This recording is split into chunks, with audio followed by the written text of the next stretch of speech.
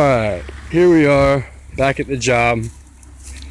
Got the hose out, draining the water heater. Coming around to the water heater in the garage here. This is the existing water heater. It's from 1999. Puts it at almost 20 years old. We got CPVC piping coming in. House is about 50 years old. That tells us that there's been some repiping done.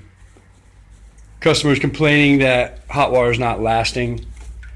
So we tested the upper thermostat. We've got 240 coming in.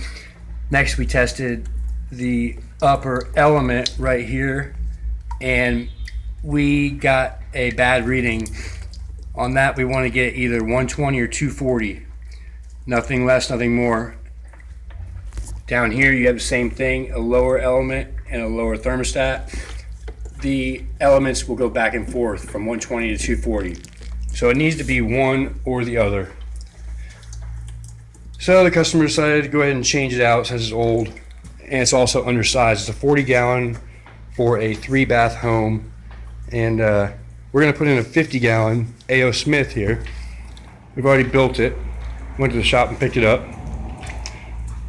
Here she is. This one's a tall, where the one they had is a medium. They had CPVC piping, so we're putting new CPVC piping back with a 2-gallon pressure tank. Bringing everything up to code here. So that's where we're at, waiting on the water heater to drain. We've already got the power turned off at the breaker. That's what you want to do, number one. Right up here. This particular one was right there, boom, boom. You don't really see them like that too often, but saw them like that today. And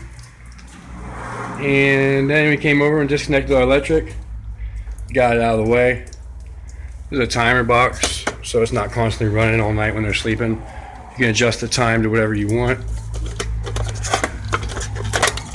Right here, you just pull these prongs out and separate them accordingly.